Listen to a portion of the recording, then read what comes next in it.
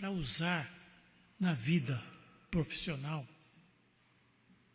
Na igreja, nós estamos aqui como alunos, como discípulos, para aprender. E muita gente se esquece disso. Como vai pregar? Como vai testemunhar? Como vai fazer discípulo de outras pessoas se ela mesma não está aprendendo?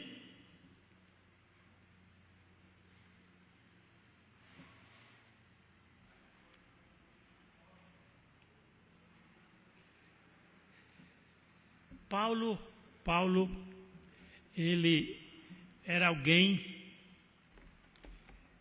importante na sua concepção. Ele era importante. Ele era uma pessoa que tinha autoridade política e outras autoridades para mandar e desmandar. Mas chegou um momento que ele teve um encontro com Deus. E Deus falou para ele o que você tem que fazer. O que você tem que fazer? Vamos ler.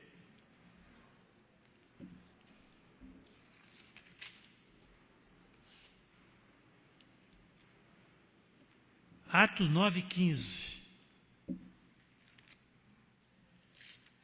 Eu vou ler muito texto, porque eu falei que nós vamos dentro da palavra, não é minha palavra. Atos 9:15.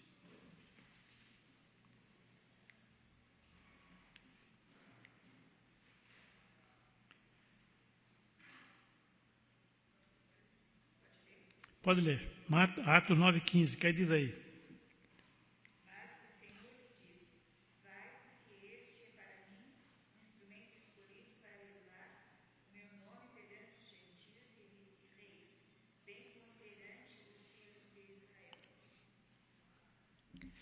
Vai. Ananias foi de bom grado? Foi, pastor? Ananias, quando Deus falou para ele, vai procurar alguém chamado Saulo em tal lugar assim.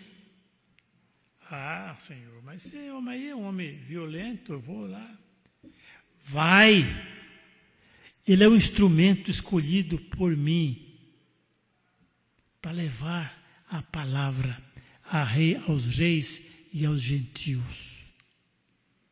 Então nós não somos chamados, meus irmãos, para apenas ter o nome lá na lista. Nós somos chamados para fazer o trabalho. A lição de hoje que eu ia trazer, na sequência da irmã Marta tem estudado aqui, fala sofrer pelo Evangelho. Que sofrimento nós estamos tendo pelo Evangelho? Que sofrimento? Talvez sofrimento de culpa, quem sabe? Ai, se eu fizesse, ai, se eu tivesse, ai, entendeu?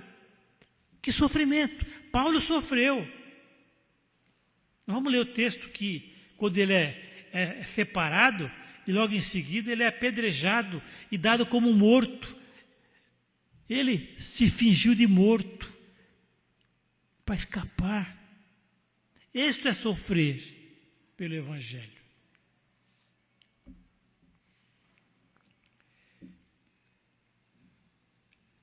Ainda, voltando ao texto de Mateus,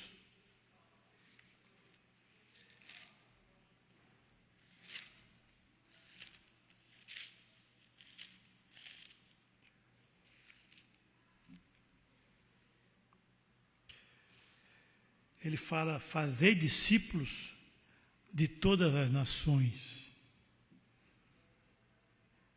batizando em nome do Pai, do Filho e do Espírito Santo, ensinando-os a guardar. Irmão, o que ele fala? Ensinando-os a guardar tudo quanto eu tenho mandado. Com certeza, meus irmãos, essas pessoas, digamos, 75 pessoas que constam daquele rol, não guardaram isso. Não guardaram a missão que eles tinham para fazer, que tem para fazer. Não guardaram. Estão aí perambulando. Desculpa eu usar essa expressão. Não estou falando mês de janeiro. Mês de janeiro é um mês, muita gente tira férias. Estou falando do trabalho do dia a dia. Perambulando. Às vezes vão buscar em outras igrejas alguma coisa, vão passear, vão fazer... Meus irmãos, se você tem um compromisso, e não é com o pastor, é com Deus. É com Deus. Deus nos chama para trabalhar para Ele. Ele fala assim, olha, ensinando a guardar, pôr, como diz, na cachola, os meus ensinamentos. Para quê? Para você vencer como cristão, porque senão, meus irmãos, o inimigo, me pegou domingo. Me pegou domingo. Vou na igreja para quê? Está chovendo, vai chover. Vai chover. Hoje tem programa bom na televisão, não vou perder. Certa feita eu estava conversando com o irmão. Eu falei assim, irmão, você não vai na escola dominical? Mano, não tenho tempo. Não tenho tempo.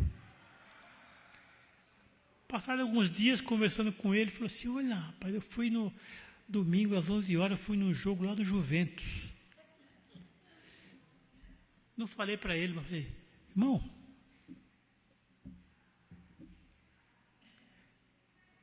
foi chamado por Deus para fazer a obra, e você deixa o trabalho e vai para assistir um jogo. Não estou criticando quem vai no jogo, não, porque eu já fui, quando solteiro, eu ia muito em jogo. Mas você deixar o trabalho de Deus para ir num jogo e fala que não tem tempo de vir à escola dominical, eu não quero ser repetitivo, mas eu digo para os irmãos que, para mim, na minha visão, escola dominical, não importa quem esteja aqui na frente.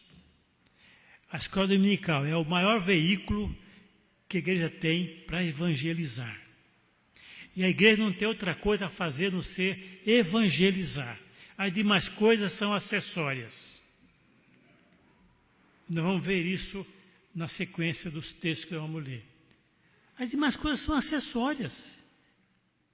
A nossa função é aprender de Deus, de Jesus, para ensinar outros a guardar, ensinar outros a manusear a palavra. Lá em Timóteo, fala para a gente saber manusear a palavra. Como você vai manusear a palavra se você não sabe? Você não conhece. Você vai tirar o diploma da faculdade se você não estudar? Não vai nunca.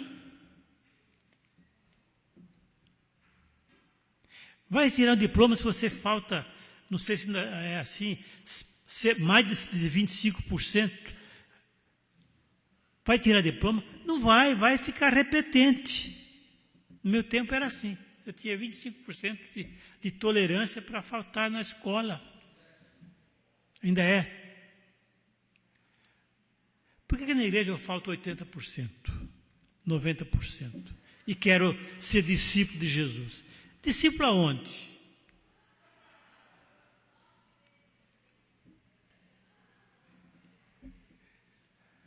Todas as coisas que vos tenho ordenado. Que vos tenho ordenado. Jesus fala, Pedro era assim, né? Pedro era um homem muito, assim, como é que eu diria? Ousado. Ele era ousado. Jesus fala para ele assim, olha Pedro, eu vou ser preso, eu vou ser morto. Jesus, não. Eu vou morrer contigo. Pedro, Satanás pediu para te peneirar como se peneira o trigo. E eu roguei por ti, para que tua fé não desfaleça. Quando te converteres, a palavra fala confirma, né? Mas nos termos, converte o teu irmão. Meu irmão, nossa função é essa. É trazer mais um. Vai trazer mais um de que jeito? Eu sempre conto, eu nunca falei no meu prédio, eu sou crente, sou evangélico, nunca falei para ninguém. Mas tem um senhor que as pessoas observam a gente. E ele, algum tempo atrás, ele me chamou e falou assim, olha, eu tenho em minha família várias pessoas, vários crentes, mas eu nunca tive coragem de perguntar isso para ele. Vou perguntar para você, porque eu vejo que você é a pessoa, usou essa pessoa, não estou me autoelogiando, responsável. Falou assim para mim. Aí fez a pergunta. Já umas 4 ou 5 vezes que ele me pega na garagem, aí eu aproveito e já... A última vez que ele perguntou, ele falou assim, o que é servir a Deus e ao diabo? Ou servir a 2 senhores? E eu expliquei para ele o texto e ampliei, né? Mas, irmãos, nós precisamos, eu sei que para nós que estamos sempre aqui, mas Deus vai contar com quem para fazer a obra? Com quem? Comigo, com você, com o pastor, com a pastora, com todos nós aqui. Mas para isso eu tenho que estar disposto a ouvir a sua ordem, obedecer o seu mandado.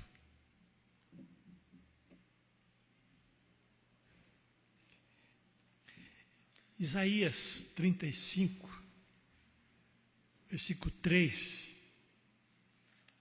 fala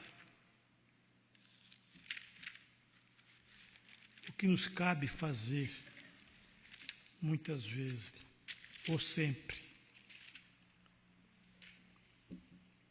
Quer encontrar aí para nós, por favor? 35, 3.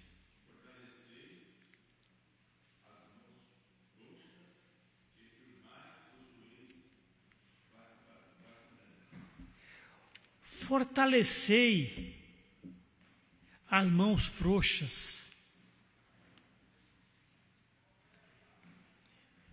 e os joelhos vacilantes.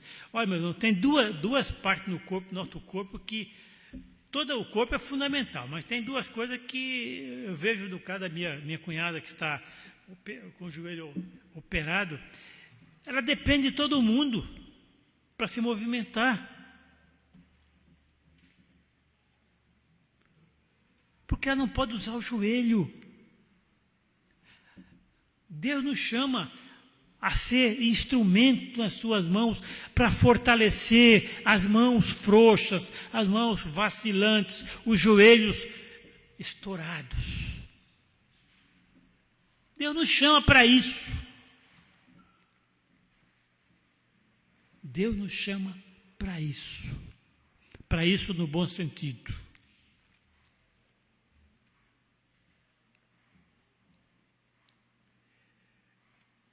Provérbios 15, 30.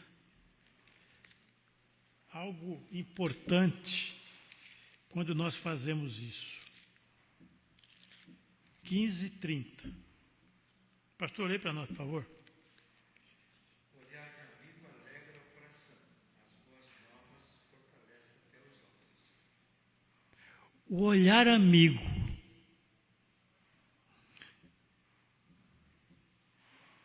Na minha Bíblia fala assim: o olhar de amigo alegra o coração, as boas novas fortalecem até os ossos. Quais são as boas novas, irmão Osvaldo? Evangelho. O Evangelho. Então Deus nos chama nessa manhã, mesmo que você seja como eu assíduo, para mudar o rumo dessa história. Não vamos mudar o rumo da história de outras igrejas, vamos mudar o rumo da nossa igreja.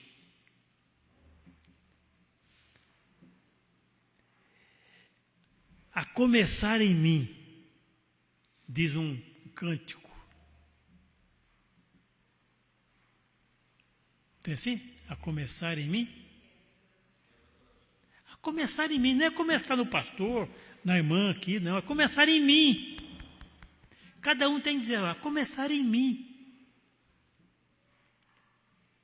Se eu sou consciente de que eu fui chamado para fazer a obra,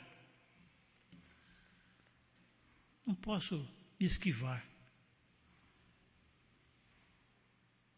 Há um texto na Bíblia, um personagem, que Deus fala assim, vai fazer tal coisa em tal lugar. Eu não vou falar porque o irmão sabe o texto, né?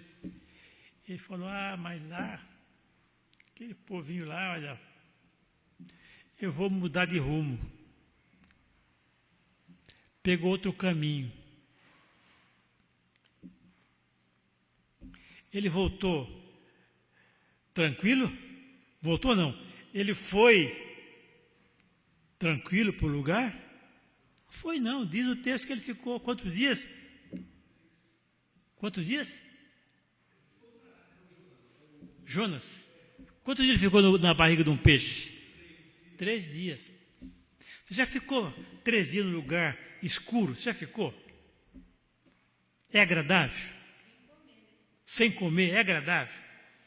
Sem respirar, porque você, lógico, Deus supriu a necessidade dele, mas vamos supor, qualquer um de nós, na barriga de um peixe, tem como respirar? Tem, Renato? E respirar, se você ficar 1 minuto sem respirar, tem pessoas que, pelo treinamento, fica até mais tempo, mas, normalmente, 1 minuto, você está pedindo água. Ele ficou 3 dias e foi lá. Ainda reclamou com Deus. Mas Deus, mas esse povo aqui, o senhor ainda vai dar bênção para esse povo? Irmãos, é sério. Eu não estou falando para os irmãos, estou falando para mim. É sério isso. É muito sério. Eu não sei quantas pessoas na nossa igreja fazem parte da clã. Quantas, pastor? 21. Eu tenho visto algumas vezes, não nos reunimos porque não teve quórum. Não. Eu não coloquei meu nome na lista de 12 ministérios, porque eu tenho dificuldade, as reuniões geralmente são à noite ou sábado à tarde, lógico, né? E eu tenho dificuldade de dirigir à noite, eu venho no culto. O único lugar que eu venho à noite é no culto. Se tem casamento, aniversário, quando nós vamos, só se meu filho for.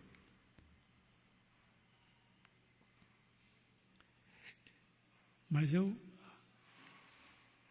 por isso. Mas eu estou aí.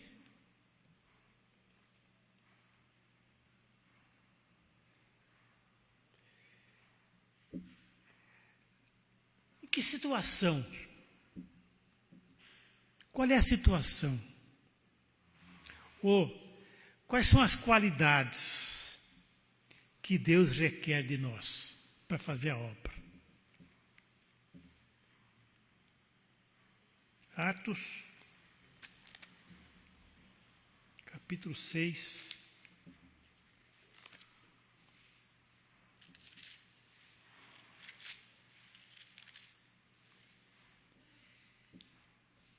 A igreja diz a palavra que a igreja crescia, e sempre que qualquer entidade cresce, aparecem os problemas. A igreja crescia, diz o texto, e começaram a aparecer os problemas. A Bíblia fala das viúvas gregas. Com certeza alguém foi reclamar com os apóstolos, com aquele que chefiava o grupo de apóstolos, e falou assim: olha, não está dando não. Dá um jeito aí. Dá um jeito. Diz o texto que se reuniram os 11, que até aquela altura era 11 apenas 11 apóstolos, e falaram assim: olha, não é justo a gente parar de pregar a palavra para servir as mesas. Olha, sabe o que vocês fazem? Escolhe aí 7 pessoas, qualquer um, e traga para nós aqui, que nós vamos abençoar. É isso que está escrito? Hã? Quem pode ler para nós aí? Atos 6, de 1 a 7. Vem aqui à frente para ler, para todos nós que estão aqui ouvirmos. Tem Bíblia? Atos 6, 1 a 7.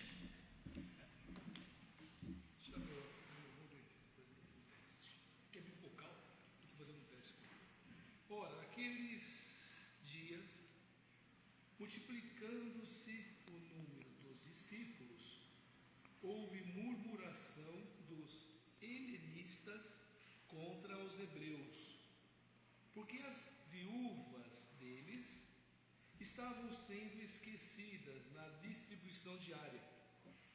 Então os 12 convocaram a comunidade dos discípulos e disseram: não é razoável que nós abandonemos a palavra de Deus para servir às mesas.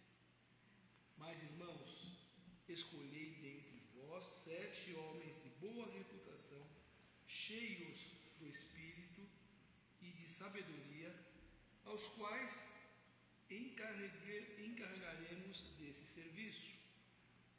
E quanto a nós, nos consagramos à oração e ao ministério da palavra.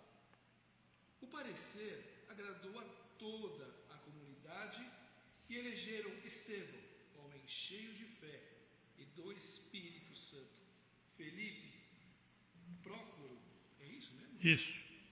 Nicanor, Timão. É isso aí, é isso aí. Não é boa na gente, né? Eu vou até pular esse homem. Pármenas e Nicolau, prosélito de Antioquia. Apresentaram-nos perante os apóstolos e esses, orando, lhes impuseram as mãos. Crescia a palavra de Deus e em Jerusalém se multiplicava o número de discípulos também. Muitíssimos sacerdotes obedeciam à fé. Vejam, o que precisava ser? Primeira coisa, ter boa reputação. Renato, o que é ter boa reputação no seu conceito? Caráter. O que mais? Ademir? Pessoa do bem. Irmão Beto?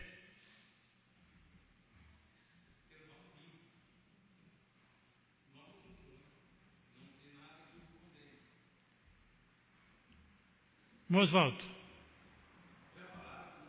Hã? Não falaram tudo, não. Não, tem uma lista. Justo. Tem muitas palavras, não anotei todas, mas anotei aqui algumas. Justo, do bem, de caráter, de conceito. Meus irmãos, olha, o conceito. Eu estou falando no nosso dia a dia, como seres humanos.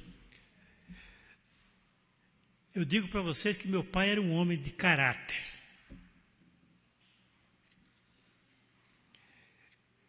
Qualquer filho do meu pai chegasse no amigo do meu pai, inventasse uma mentira, falasse, olha, o meu pai mandou dizer para o senhor me arrumar 50, qualquer coisa. Este é filho de Manuel. Está aqui. Podia até ser mentira do filho. Nunca aconteceu, mas eu estou supondo que acontecesse isso. Isso é ter caráter, isso é ter conceito. É nesse aspecto que Jesus, que os apóstolos falam para aquelas pessoas. Escolham pessoas de boa reputação. O que mais? Cheios do Espírito Santo. Condição sem a qual nós não faremos nada no reino de Deus. Você pode fazer da vida profissional. Você pode ser um cabeça inteligente, você ganha dinheiro correto ou incorretamente, você ganha milhões. Mas no trabalho de Deus, uma condição básica é esta. Por isso que Jesus fala assim, olha, todo o poder me foi dado aqui no céu e na terra, permanecei, até que venha dos altos o poder. Aí aquele homem que falou assim, olha, você não é um deles? Eu nunca o conheci. Quando recebeu o poder, não estou dizendo que apontar o dedo é correto, mas ele apontou o dedo com justiça. Vocês crucificaram a Jesus. Vocês, não estão vocês, né? Ele apontando para aquela multidão que estava ali.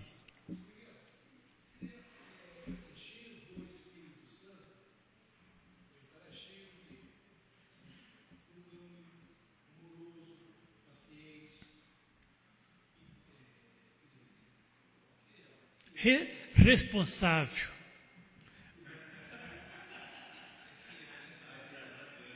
Responsável.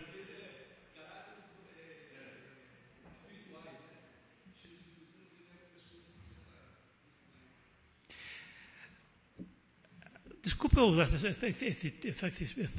esse exemplo, mas veja o seguinte, eu fui empregado durante muitos anos, que alguns irmãos aqui foram empregados. Você ia no emprego quando você quisesse? Renato? Hoje é segunda-feira, eu fiquei assistindo televisão até 00:30, estou cansado. Ô, seu Joaquim, olha, hoje eu não vou trabalhar. Você faz isso? Não faz. Primeiro não faz porque aquele dia você vai perder. Quem conhece lei e trabalho sabe. Vai perder. E se tiver um feriado na semana, perde o feriado. E perde o domingo. E se você repetir isso algumas vezes, você leva ao chamado cartão vermelho. Cartão vermelho. Por que com Deus nós não fazemos? Deus não me dá cartão vermelho mesmo. Deus...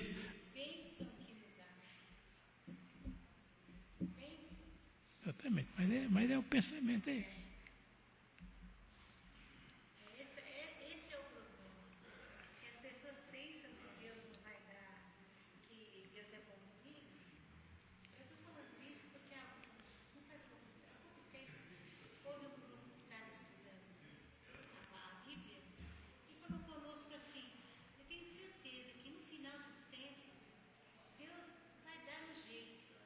E todas essas pessoas, porque Ele é amor. Então, todas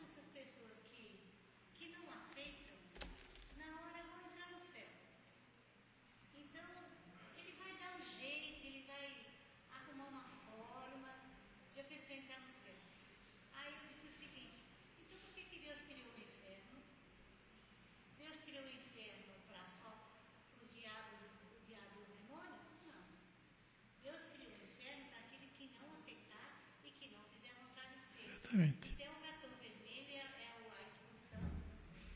Lá no final, ainda tem o julgamento. Com certeza. Tem o julgamento. Então, Deus é bom. Eu falei, então por que Jesus morreu na cruz? De bobeira? Jesus sofreu de bobeira? Jesus sofreu para perdoar os nossos pecados, né? Para que todo aquele que nele crê. Com certeza. Então, não é assim. Então, tem pessoas que levam, no caso, o trabalho do dia a dia, muito mais a sério, que é um serviço emprego que pode ser mandado embora e depois conseguir um outro, do que a vida eterna, que é eterno, não é um momento de um ano ou 6 meses que fica desempregado. Então as pessoas não levam o Senhor assim. E existem pessoas que são membros de igreja, que sabem disso, mas ainda estão achando que Deus é bonzinho e na última hora ele vai dizer, não, tá bom, vai todo mundo, vai. Eu vou pedir desculpa ao pastor que eu vou citar. Eu vou citar um fato aqui que me incomoda demais. Foi criado na igreja, não sei se já existia antes, no passado eu sei que existiu, depois não sei se o pastor criou esse ministério, o Ministério de Diplomacia. Na minha visão, esse ministério tinha que estar aqui 15 minutos antes das 6h30 para anotar o nome dos visitantes. O que me incomoda, meus irmãos, o pastor me perdoe isso, tremendamente. Olha, tem algum visitante nesta noite? Aí levanta o Manuel lá e fala assim, seu nome, Manuel, Miguel. Veja a diferença. O Renato chega aqui, visitante, alguém na porta anota o nome dele. Renato, membro da igreja, vou criar para você outra igreja. Igreja presbiteriana do Rio de Janeiro. Ele é professor. Aí o pastor fala assim, olha, nós temos o privilégio de receber nessa noite o irmão Renato. Ele é membro da igreja presbiteriana do Rio de Janeiro. Ó, meu irmão, é muita alegria receber você aqui. Leva o nosso abraço à sua igreja. É diferente de você falar assim, seu nome é diferente. Causa melhor impressão para o visitante? Causa. Agora, esse ministério foi criado, alguns dias foi feito esse trabalho pela Margarete e pelo Renato e pelo pastor Anderson com a Daiane, que nem sei se são do ministério, são? Não, vocês dois. Irmãos, desculpa eu vou falar, ou eles não foram ensinados o que fazer, desculpa o pastor falar, ou não foram ensinados, ou não estão nem aí. Estão nem aí. Eu posso, e eu erro na minha vida, mas eu tenho consciência de tudo que eu aprendi quando eu fui preparado para vir aqui à frente e ser recebido. Se eu não faço, eu faço pela minha negligência, mas eu sei.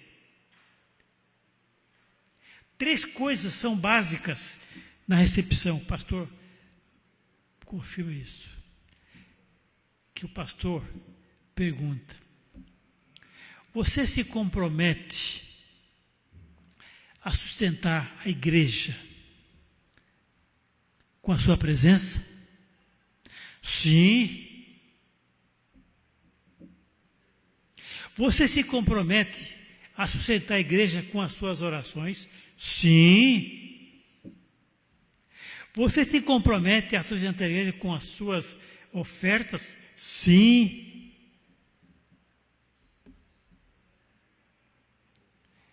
A informação que eu tenho, assim, nos bastidores, é que 30% da igreja contribui. 30%. Eu sei que dentre essas, algumas pessoas não têm condições, a gente sabe disso. Mas será que, usando o mês de janeiro, será que todo mundo está de férias viajando? Dessa igreja aqui?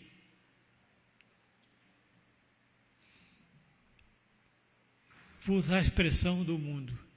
Pode estar viajando na maionese, como se diz aí, né? Porque não é possível, né? Domingo nós tínhamos assim 15 pessoas no culto à noite, mais ou menos. 15 pessoas.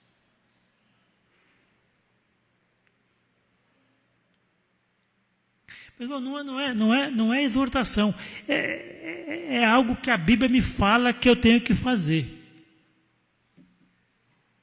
E que eu assumi um compromisso aqui. Não com o pastor. O pastor não fala, olha, você assume comigo esse compromisso. É assim, pastor, que fala? Como é que é? Perante Deus. Primeiro Deus. Segundo a igreja. Isso, meus irmãos, ela atinge todas as camadas da igreja. Desde lá de cima. Um dia eu estava na casa pastoral, numa reunião com um pastor, e chegou um pastor que era, já é falecido, não vou citar o nome, claro. Estou lutando aí para acabar com a escola dominical. A gente faz uma abertura antes do culto, o pessoal pode ir para os clubes. Irmão, na minha visão, repetindo o que eu falo, a escola dominical é básico. O irmão Oswaldo tem uma expressão, como é que é a expressão da escola dominical, irmão? Que o senhor usa? É a universidade? Escola dominical, a universidade do caráter. Vamos acabar com a escola dominical? Para permitir que os irmãos vão passear. Eu estava vindo para cá, para a escola, passou um carro, estava na nossa frente com 2 bicicletas. Atrás eu falei assim, isso aí vamos para Ibirapuera. Mas ele não tem compromisso com a igreja, com certeza. Se tem, estão errados, né? E vão passear, vão pedalar, vão correr, vão nadar. Mas nós temos um compromisso, meus irmãos. Nós temos um compromisso com Deus e com a igreja. E nós que estamos aqui, nós temos que ser usados por Deus para falar para essas pessoas, olha, você tem um compromisso com Deus.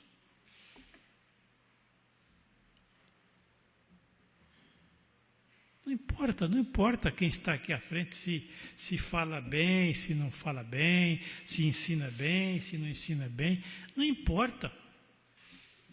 A palavra de Deus, quando ela é lida, ela alcança os corações, alcança as vidas. A palavra, não é o pastor, não é o pregador. O pregador é instrumento, mas a palavra é de Deus. Diz lá em Romanos que quando nós oramos e oramos mal, o Espírito Santo geme para consertar. Quem é advogado, o irmão aqui sabe, se você não fizer uma petição bem feita, em alguns casos você até conserta. Em outros casos, nós temos esse privilégio. Olha, nós oramos mal, diz a palavra, que nós não recebemos, porque nós oramos, não sabemos orar, mas mesmo não sabendo orar, o Espírito Santo com gemidos inexprimíveis, ele leva até Deus a nossa oração e Deus responde. Você crê que Deus responde a sua oração? Claro que responde. Nem sempre da maneira que eu quero, mas responde.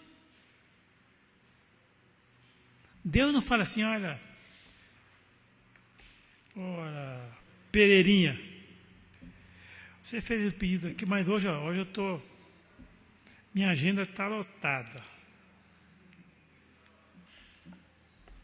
Fala isso. Ele responde.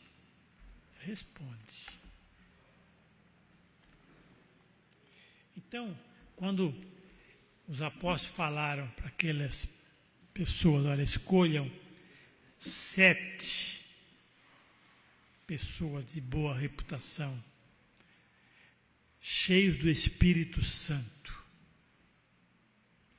e cheios de sabedoria. E sabedoria, meus irmãos, não é aqui, não é conhecimento.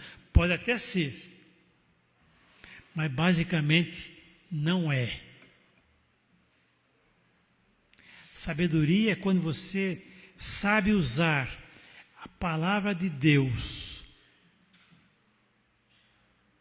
quando ela vem do trono para o seu coração e você transmite. Eu vi uma entrevista de um deputado federal, acho que até contei isso uma vez, que ele estava em Brasília no final de semana, que não é comum, né? Na semana os deputados... Mas naquele final de semana eles tinham que ir a uma reunião no domingo, coisa que tem, e ele teve que ficar em Brasília. E ele falou assim, olha, eu vou na escola dominical, quero procurar um lugar que ninguém me conheça. E ele pegou o seu carro e foi vilinha lá de Brasília, isso na década de 70, era vilinha mesmo, né? E ele chegou numa escolinha, numa igrejinha bem simples, um casebre quase, e ele entrou, se assentou no banco, e o professor começou a dar aula e falou assim, usar uma expressão, um ditado popular, depois da chuva, depois da tempestade, vem a bonança. Aquele irmãozinho falou assim, depois da tempestade vem a ambulância.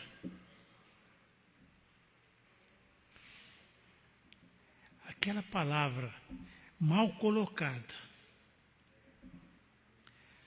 colocou no coração daquele homem.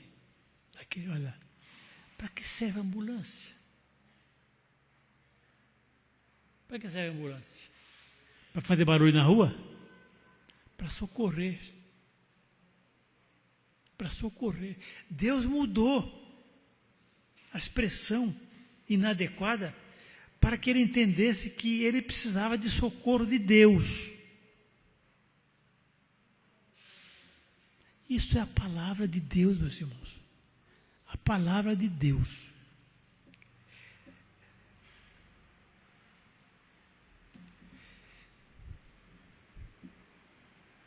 Como é que Deus, quem Deus chama? Renato, quem Deus chama? Todo mundo. Pastora, Deus chama todo mundo? Deus deseja que todos sejam salvos. Irmão Ademir, Deus chama todo mundo? Não, ele pode chamar todo mundo, sim. Mas vamos ver Atos 13.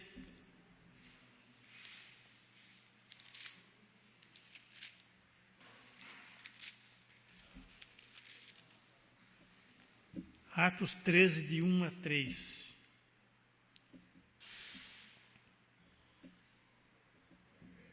Pode ler. Bem alto, irmão. Usa a sua voz possante aí.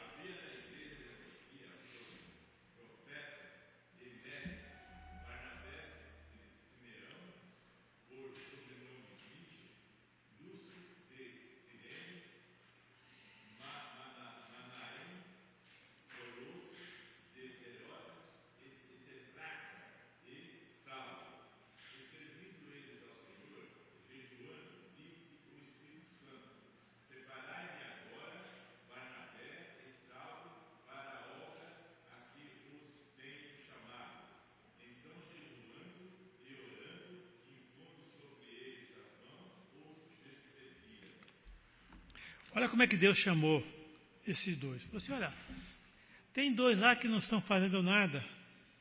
Eles estão lá numa boa, como se diz aí, né? Separa os dois que eu vou dar uma tarefinha para eles. Foi assim que Deus fez? O que eles estavam fazendo? Só orando? Só? Hã? Só orando? Só jejuando? Servindo. Ah, eu não tenho tempo. Deus não chama para a sua obra desocupados. Não chama. Deus chama aquele que está envolvido no trabalho. Por incrível que pareça, Deus chama aquele que está ocupado. Eles estavam, Paulo e Barnabé, ou Saulo no caso, estavam servindo ao Senhor.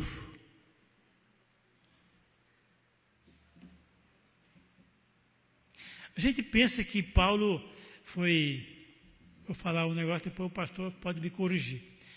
Paulo teve um encontro com Deus, a caminho de Damasco, e no dia seguinte, quando ele recobrou a vista, a visão, ele ficou 3 dias cego, né? Ele já começou a pregar a palavra. Foi assim? Quantos anos ele ficou se preparando? 7? 14 anos. 14 anos. Se preparando para quê? Eu vou falar um negócio aqui, pode ser que eu esteja falando uma coisa que não é correta, mas Paulo não era bem visto nas igrejas. Por quê? Porque ele prendia, ele matava. Se não matava, como diz lá no fato de Estevão, ele consentia. Aí chega na igreja e fala assim, olha, eu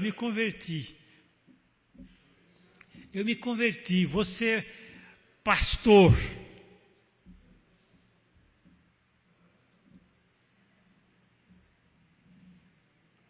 Olhar das igrejas. Né?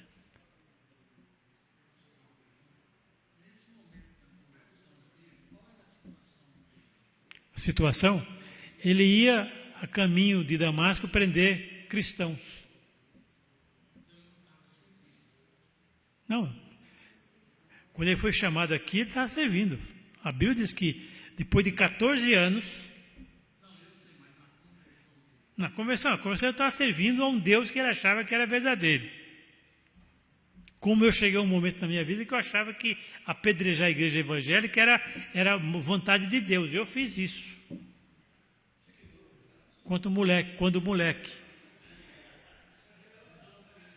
Não. Minha mulher é testemunha. Eu fiz questão, quando eu voltei à minha cidade, depois de o Levi tinha 12 anos, eu fui lá e fui pedir perdão para aquela igreja. Olha, meus irmãos, eu estou aqui para confessar que eu joguei pedra na porta dessa igreja aqui. Eu achava que era certo. Eu fui instruído pelo meu pai, que tinha um caráter, mas religiosamente ele era distorcido. Depois ele se acertou na vida, e por outras influências, que crente era do diabo. Quem já ouviu isso? Crente é do capeta. Esse era o ensinamento que eu recebia. Ser crente é ser do capeta. Vamos acabar com eles. Por isso que eu digo assim, né? A lição de hoje, que seria de hoje, fala sofrer pelo Evangelho. Sofrer como? Eu acho que aqui o único que pode ter sofrido alguma coisa é o Oswaldo. Eu sofri no seio familiar, quando eu fui para me casar com a Di. Mas sofri pressão psicológica. Não sofri violência. Não fui agredido.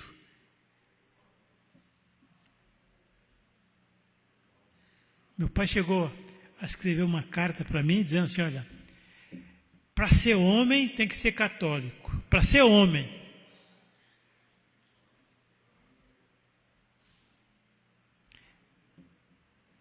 Essa era a visão dele. Era a visão dele. E Paulo, ainda Saulo, né, era visto como uma pessoa que ia lá matar, prender.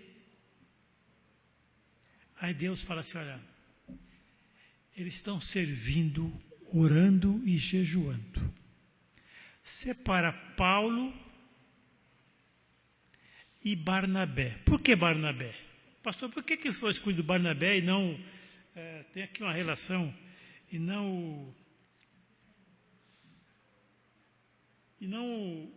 o Lúcio de Cirene. Por que não o Lúcio? Por que Barnabé?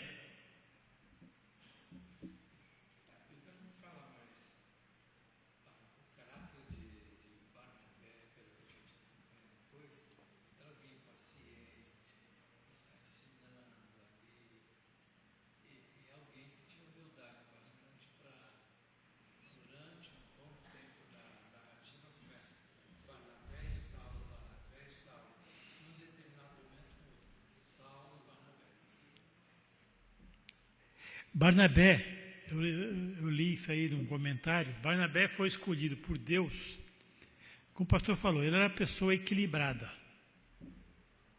Era uma pessoa que gozava de um conceito muito grande no seio da igreja, das igrejas da época, que eu não sei se havia muitas, né? Eu creio que nessa altura aqui, talvez Antioquia, quem mais, pastor? Roma? Talvez Roma, né? Porque a maior parte da igreja foi Paulo que fundou, né? Barnabé foi, sabe aquela história que os humoristas fazem? Essa aqui é minha escada. Sabe essa expressão? Quem é a escada? É o que prepara. É o que prepara. Barnabé foi o que preparou, como João Batista foi o que preparou os caminhos para Jesus. Não que Jesus precisasse disso, é bem claro isso. Mas Jesus fez tudo que o ser humano faz, só não pecou. Jesus fez tudo que o ser humano faz, porque ele era 100% Deus e 100% humano. Jesus teve fome. Jesus teve sede. Jesus teve tentação. Jesus chorou. Jesus se irritou.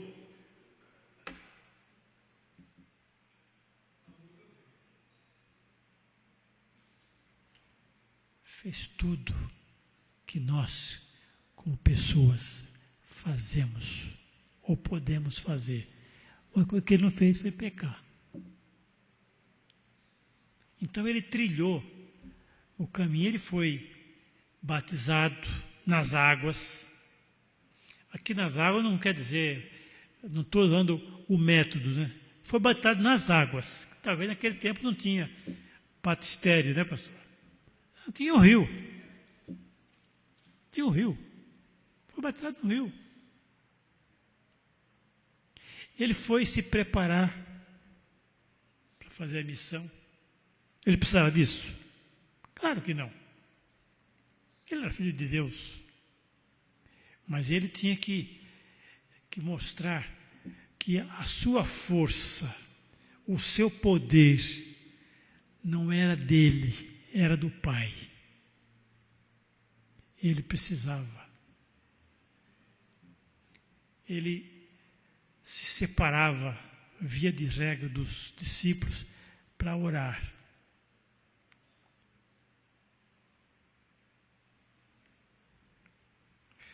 Eu estava lendo há poucos dias um comentário sobre o Salmo 19, acho que versículo 6, se me falha a memória.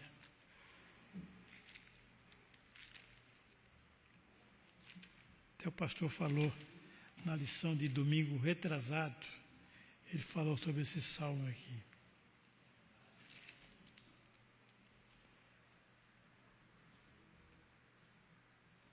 Versículo 7, falando da palavra. Esse comentário que eu li estava escrito assim: o poder terapêutico da palavra de Deus. O que é terapia? O que é terapia? Tratamento.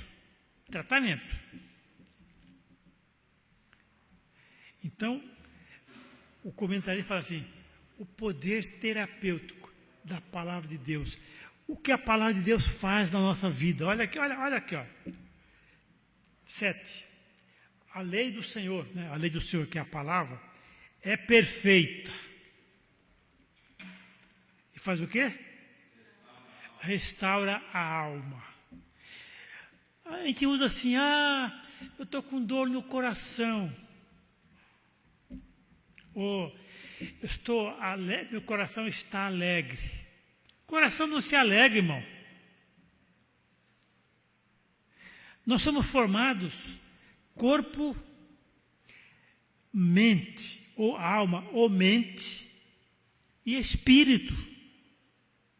Não fala que nós somos corpo, coração e espírito. É na alma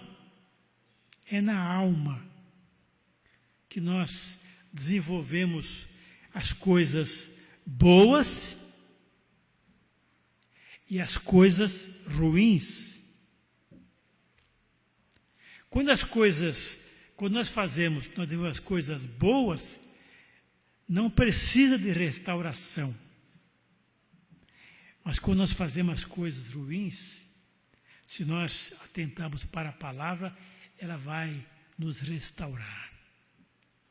Quantas pessoas assim: olha, eu era um perdido, hoje eu estou restaurado pela palavra de Deus.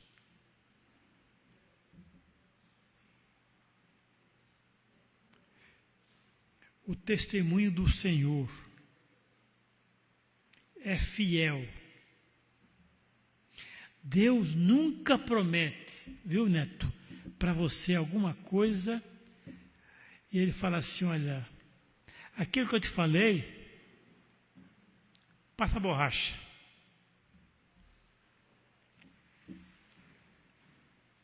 Nunca Deus faz isso conosco. Então, o testemunho do Senhor é fiel. Olha que coisa extraordinária. E dá sabedoria àqueles que são intelectuais. Né? Aos simples. Aqui mesmo, simples não quer dizer ignorante, não estou falando nesse sentido. Aquela pessoa que tem uma alma, tem uma vida de simplicidade. Por mais que ele tenha bens, ele vive uma vida simples. E simples não é andar maltrapilho, tá, irmão? Simples é simples de espírito. É humilde de espírito. É saber quando termina o seu direito e quando começa do seu irmão, ou do seu companheiro, ou do seu... Esse é o simples, esse é o humilde. Não é a palavra do pastor, nem a minha palavra, nem do Renato. É a palavra de Deus.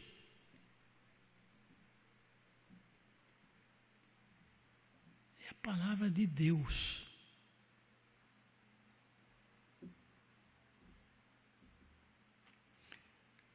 Olha aqui aquilo que eu falei do coração. Aqui, ó. Os preceitos do Senhor são retos e alegram o coração. Eu não sei, pastor, essa tradução do coração como sendo o centro é devido à dificuldade da tradução, ou o senhor que conhece bem o grego, o hebraico? É porque quando nós temos assim, uma emoção, a adrenalina é jogada, o coração é o órgão que sente. Né? Aí, por causa da questão do sentimento, naquela época não tinha essa questão de mente, estava aqui, então. Então é uma tradução para o momento, para a situação. Né? Mas você se alegra é aqui, ó. É aqui. Não se alegra no coração. Lógico que, por isso que eu perguntei para o pastor se a tradução era literal ou era... Não. O mandamento do Senhor é puro. Você já comeu alguma impureza? Ou você já... Por exemplo, você vai numa lanchonete e você tem acesso, eles não fazem isso porque até estrategicamente, mas você tem acesso à cozinha e você vê como é que a pessoa prepara e você vê que a pessoa, vou usar uma expressão, desculpa lá, e está preparando a comida, você come aquela comida.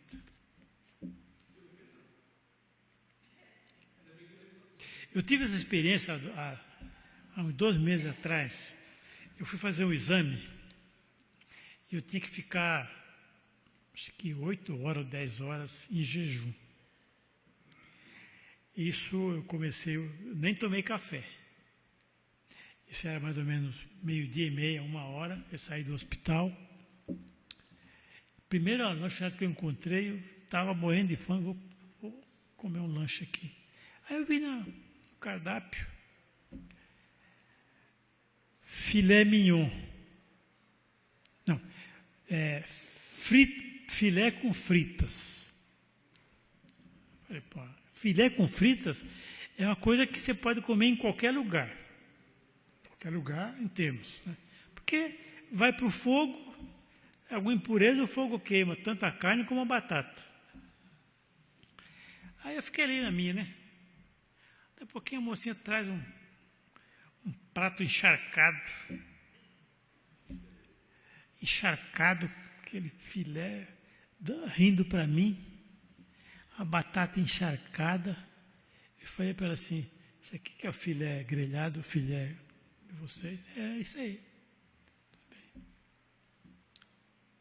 Paguei R$16, deixei o prato e fui embora. Comi, eu não ia me fazer bem, não ia, até tentei, né? Até tentei, cortei um pedaço da carne, pus na boca, aquilo, sabe, né? Então, dizem que a palavra de Deus, a palavra é pura.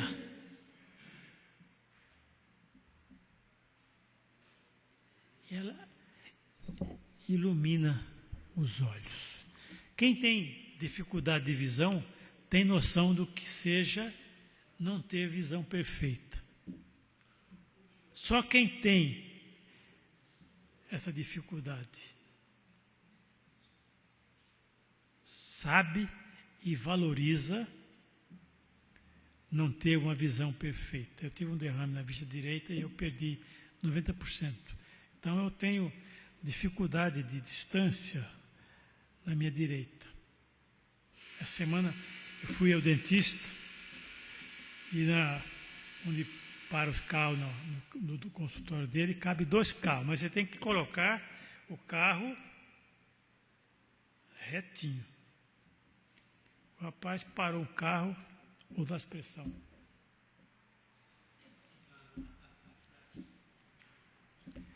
E eu, na minha direita, ele estava na minha direita, e eu dei uma raspadinha no meu paralama, no para-choque dele.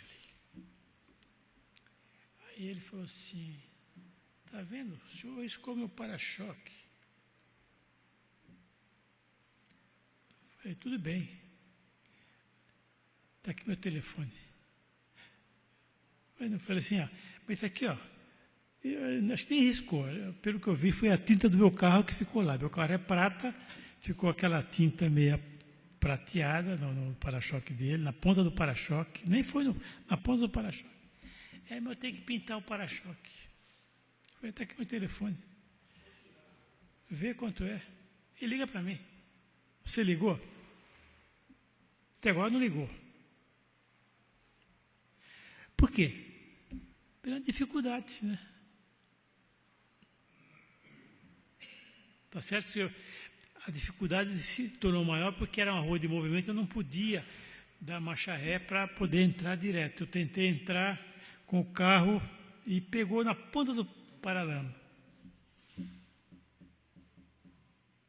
Aqui diz que a lei do Senhor é perfeita e ilumina os nossos olhos. Quando você tem luz, você enxerga as coisas, desculpa o pleonasmo, claramente. Claramente. Então, quando você tem a palavra de Deus no coração, aquilo que muitas pessoas não veem, você vê com clareza. Você enxerga com clareza. Então, o que Deus nos chama, meus irmãos? Nos chama a fazer a obra. Deus não nos chama porque nós temos os olhos azuis, nem o cabelo grisalho. Deus não nos chama por isso. Deus nos chama para sermos usados na sua obra, na missão. Deus nos chama de acordo com a nossa condição. Veja o seguinte, não estou falando para salvação. Não estou falando para salvação. Estou falando para fazer a obra. Para salvação diz a palavra que venha como está. Nós temos um hino que diz eu venho como estou, eu venho como estou. Deus não escolhe, não, você está bonitinho, você... Não, Deus, para salvação, Deus chama como você está. Agora, para a obra, você tem que estar preparado. Primeiro, disposto a fazer. Segundo, preparado para fazer. E terceiro, consciente de como fazer. Paulo, ele foi instruído, primeiro, o que é que eu tenho que fazer? Segundo, como eu vou fazer? E terceiro, para quem eu vou fazer? Tanto que ele num certo momento, e a palavra de Deus fala isso, ele foi preso e levaram ele diante do rei. E ele falou assim, olha, vou usar uma palavra bem simples, né, para resumir. Olha, não estou aqui de alegre, não. Eu fui chamado por Deus. E ele conta, né? Ele narra quem ele era, como é que ele foi chamado e para que ele foi chamado. Para que ele foi chamado? É isso que Deus requer de nós. Primeiro, chama, que é ele que chama, não é o pastor que chama. O pastor pode ter instrumento para conscientizar você a fazer a obra, mas quem chama é o Senhor. Ele conhece o nosso coração. Ele sabe se eu estou disposto ou não a fazer. E Ele chama quem está servindo. Não chama o desocupado. Nunca Ele vai chamar para a obra do Senhor aquele que não quer nada com nada. Não chama. Então Deus está nos chamando nessa manhã, não para saber o que nós temos que fazer, nós sabemos. Deus não está nos chamando porque nós não temos condições. Deus sabe a nossa condição. Mas Deus não está nos chamando para mudar o rumo dessa igreja. Se é que nós queremos fazer isso. Se não queremos, vamos deixar como está.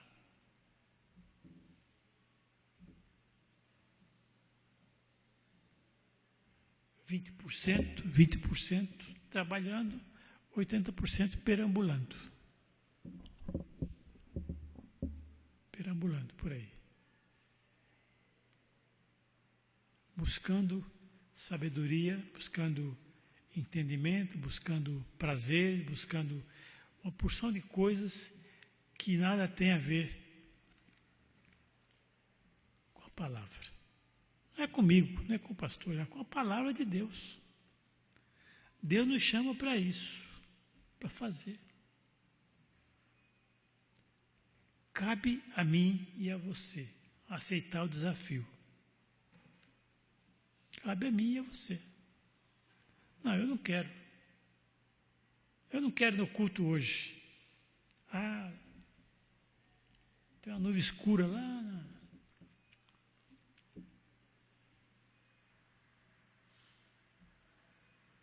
Eu sei que, não estou dizendo que você tem que sacrificar. Deus não quer sacrifício. Tem dia que você não tem condições, eu sei. Mas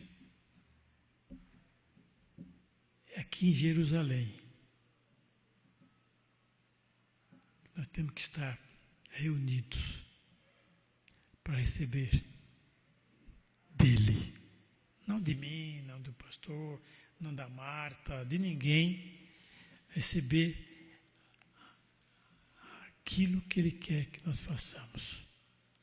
Que Deus possa, meus irmãos, completar no nosso coração tudo aquilo que não foi possível passar para vocês. Que Deus possa estar nos levando para a nossa casa pensando assim: o que eu posso fazer? O que me compete fazer? O que eu devo fazer? O que eu devo fazer? Domingo eu chamei o irmão, falei: irmão, vai na escola. Não vou. Vou estar lá. Não veio. Pode ser que tenha algum problema. Não estou dizendo, não estou aqui julgando, mas tem um texto que fala assim: um pai chama 2 filhos e fala assim: fulano, vai fazer tal coisa. Ah, tranquilo, estou aí. O outro falou assim: não, estou fora. Desculpa usar essa expressão, estou fora. Diz a palavra que aquele que falou, eu vou fazer, não fez. Mas aquele que falou, não vou fazer, foi lá e fez.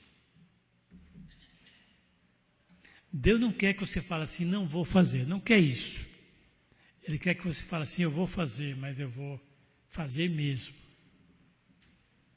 Vou fazer mesmo. Então, que os irmãos que sempre estão aqui, desculpe a palavra, mas eu eu senti no coração que eu tinha que trazer uma mensagem, não minha.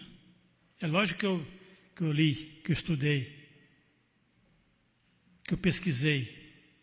Muito mais textos, tem muito mais textos que nós não lemos aqui, que eu pesquisei. Todos os textos que eu escolhi falam da nossa responsabilidade perante o chamado do Senhor. Todos. Então, que Deus possa estar colocando no nosso coração essa chama que em 2014, como nós fazemos na vida pessoal e profissional, projetos, acho que todo mundo faz projetos, é comum, né? Novo ano, nova vida, novos propósitos, que esse seja um propósito de cada um de nós, cada um na sua limitação, cada um respeitando a sua impossibilidade, porque Deus respeita. Que possamos fazer algo para mudar a história. Nós temos uma igreja ativa, vibrante, que trabalha, que não seja inchada. Não estou falando inchada de inchaço. Porque às vezes a igreja está inchada. E qualquer movimento que acontece, como no inchaço físico, quando ele desaparece, volta da estaca que estava, às vezes a igreja também é assim. Está inchada. Quando qualquer movimento, qualquer coisa que acontece, desaparece o inchaço e volta no que era. Que nós não tenhamos aquilo que um irmão chamou uma vez, a síndrome dos 60. A síndrome dos 60. Que Deus nos dê um domingo de paz, de tranquilidade, e que estejamos à noite aqui para ouvir a sua palavra. Muito obrigado. Amém?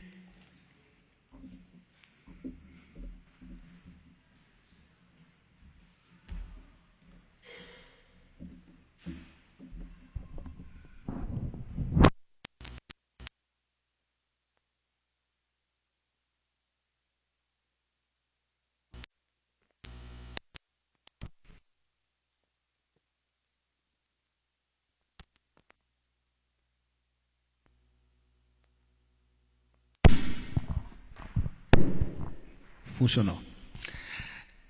Irmãos e irmãs, vamos encerrar a nossa escola dominical, e antes de encerrar, eu gostaria já de comunicar aos irmãos e irmãs que a partir do primeiro domingo de fevereiro nós teremos um estudo que foi preparado pelo pastor e pela pastora. No próximo domingo o Sr. Miguel estará novamente conosco, ministrando a aula, e eu agradeço a Deus pela vida do Sr. Miguel, pelas palavras, pelo estudo. E eu estava ouvindo o Sr. Miguel falar ali, só um parênteses. Quando nós viemos para cá, quando eu comecei a frequentar essa igreja aqui, diria, já, eu não posso falar uma década, vou falar algumas décadas. O Sr. Miguel e a dona Jurandir e a sua família sempre nos acolheram, enfim, de uma maneira muito diferente, mas em especial com relação à escola dominical. Sempre foi motivo de inspiração para mim, e aprendi muito com o Sr. Miguel, da maneira como se portar, da maneira como conduzir, né? Porque você tem estudo para outras coisas, mas o estudo aqui é diferente. O estudo aqui tem que sair realmente. A palavra de Deus diz, né? Deus olha o coração. Então, a partir daí, claro que a mente, o intelecto, a alma, etc., mas Deus ama o coração, e realmente inspirado por Deus, e através da vida do Sr. Miguel, a gente tem estado junto com a escola dominical e aprendido muito. E eu gostaria de ressaltar que a partir de fevereiro teremos um estudo que eu reputo de extrema importância para a vida da igreja, e esse estudo será sobre o caráter cristão, né, pastor? Exatamente, o caráter cristão. Trabalhado pelo Espírito. Então vamos dizer novamente, o caráter cristão trabalhado pelo Espírito. Nós temos colocado alguns estudos, né? Ao longo do ano passado colocamos alguns, e esses estudos têm tido uma repercussão muito importante para nós e muito boa na escola dominical, perante os jovens, e esse estudo será ministrado para toda a igreja, na escola dominical, jovens, juvenis e adultos. Eu já conversei com os nossos professores, e as nossas revistas nós começaremos a usar efetivamente a partir, ao longo do mês de março, algum domingo de março, assim que o estudo terminar. Não é? Nós gostaríamos de aproveitar os nossos pastores, o estudo que eles têm preparado, né?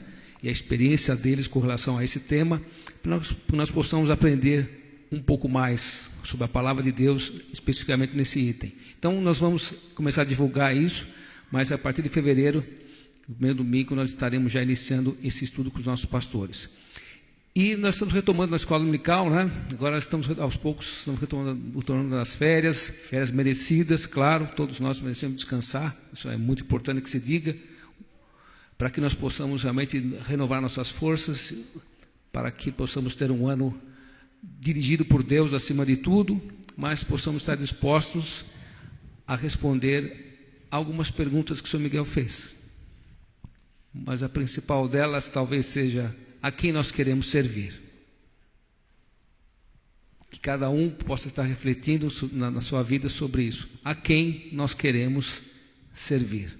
Porque aqueles homens que no texto que o senhor Miguel apresentou, eles estavam, não sei se vocês notaram, no texto aparece a primeira palavra, servir. Depois orar, depois jejuar, servir, estavam servindo. Jejuar, orar também é servir, mas a palavra que aparece é servir. Servir envolve muita coisa. E nós queremos encerrar na escola dominical, agradecendo a Deus por mais essa oportunidade.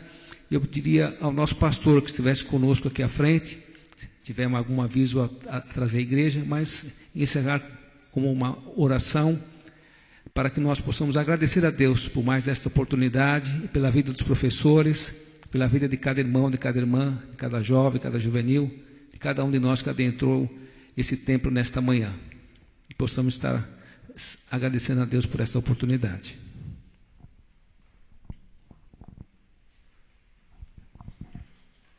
Vamos orar?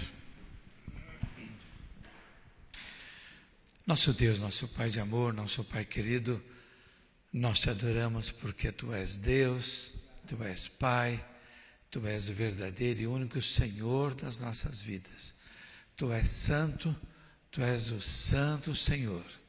E, ó Pai, queremos Te louvar por esta manhã em que estivemos, ó Pai, nas diversas classes, estudando uma lição preparada para as nossas vidas. Que a resposta de cada um de nós seja, Senhor, aquela resposta que agrada ao Teu coração, nos comprometendo contigo, assim como Tu já comprometeste conosco, de tal maneira, Senhor, que Tu pagaste o preço de morrer na cruz do Calvário para nos salvar. Que possamos valorizar, ó Pai, esse Teu empreendimento, esse Teu amor, esse Teu empenho, comprometendo a nossa vida, Senhor, contigo e cumprindo aquilo que já prometemos na nossa pública profissão de fé. Pai, abençoe a nossa igreja nesta caminhada. Nós pedimos em nome do Teu Filho Jesus, que nos ensinou a orar assim dizendo: Pai nosso que estais nos céus, santificado seja o Teu nome. Venha o Teu reino, seja feita a Tua vontade, assim na terra como nos céus. O pão nosso de cada dia nos dai hoje, perdoa as nossas dívidas, assim como nós perdoamos aos nossos devedores. E não nos deixe cair em tentação, mas livra do mal, pois Teu é o reino, o poder e a glória para sempre. Amém. Amém.